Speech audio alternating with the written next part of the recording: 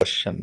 ఒక చిన్న పిల్ల ఆర్ అబ్బాయి అయినప్పటికి కూడా యూనో బాగా ప్లంప్గా ఉంటే, హుషారుగా ఉంటే, that's human attraction. Yes sir. Okay. But absolutely. అది మన కల్చర్లో మనం అలా అర్థం చేసుకున్నాం. హ్మ్. సన్నగా ఉన్నప్పటికీ ఈ పాపలకేదో జబ్బుంది.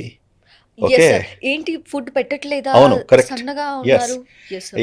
వాళ్ళకు తొందర కూడా అత్త, మామ వాళ్ళు ఎవరన్నా ఉంటే ఇంట్లో అవును. అవును కోపం సార్. ఎవరి మీద వస్తుందో కోడలమ్మ మీద వస్తుంది. అవును సార్. ఏం చేస్తున్నావు? నేను ఎవరు ఉద్యోగం చేయమన్నారు? ఓకే. ఇంట్లో వండేసి పిల్లాడిని చూసుకోవచ్చు కదా! అవును. This is a big social pressure మన దగ్గర very true culturally sir. And which is wrong. ఒక సైంటిఫిక్ ఫ్యాక్ట్ చెప్తాను. హ్మ్. మన శరీరంలో ఫ్యాట్ సెల్స్ ఉంటాయి కదా! హ్మ్. ఈ ఫ్యాట్ సెల్స్ ముఖ్యంగా ఫస్ట్ 5 ఇయర్స్‌లో ఫార్మ్ అవుతాయి. Okay. They form. Okay. Okay. ఇలాగ మనం బ్రెయిన్ సెల్స్ అంటాం కదా! హ్మ్. న్యూరాన్స్. సో, మనం అంతా చదివిందేంది? బ్రెయిన్, న్యూరాన్స్ సెల్స్ మాక్సిమం 5 ఏండ్ల వరకు డెవలప్ అయిపోతాయి. ఓకే. ఓకే. తర్వాత ఇప్పుడిప్పుడు లాస్ట్ 20 ఇయర్స్ నుంచి కొత్తగా సైంటిఫిక్ డిస్కవరీస్‌తో the neurons will continue to grow. Hmm. But maximal you know production or development of the brain neurons or cells happens by age 5. అదే మనము ఫ్యాట్ సెల్స్ కూడా. ఓకే. సో, ఒక్కసారి ఇన్ని ఫ్యాట్ సెల్స్ ఒక million fat cells మనకొచ్చాయి 5 years వరకు.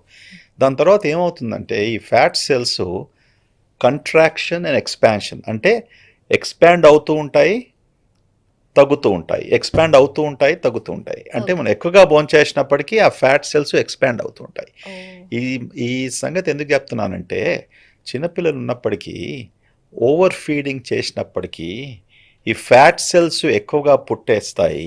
హ్మ్. తర్వాత ఫ్యూచర్లో వచ్చే ప్రాబ్లం ఓకే. ఏమనగా మేము భోంచేసిన ఆహారం తర్వాత ఎక్కడ పోవాలి ఫ్యాట్ అక్యుములేట్ కావాలంటే సెల్స్ రెడీమేడ్గా ఉన్నాయి.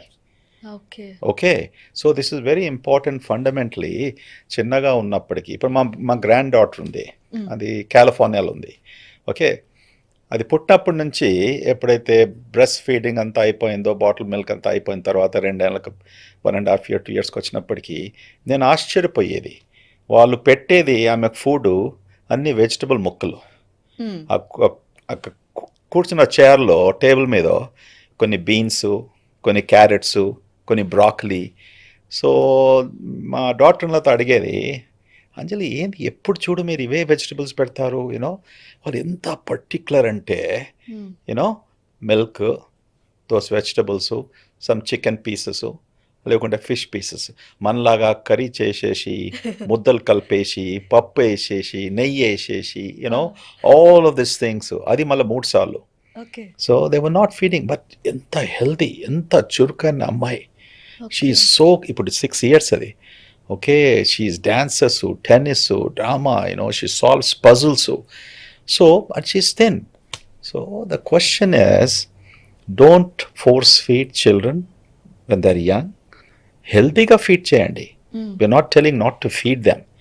You know but the way in which మనం ఎలా చేసుకుంటాం ఒంట్లో too much of oil cooking చేసి hmm. Major focus on carbohydrates ఇవన్నీ పెట్టినందుకు పిల్లలు లావ్ అవుతారు. ఓకే. ఒకసారి ఆ స్టేజ్లో లావ్ అయినప్పటికీ హ్మ్. దెన్ ఐ థింక్ ఫ్యూచర్లో ప్రాబ్లం తప్పకుండా అవుతుంది.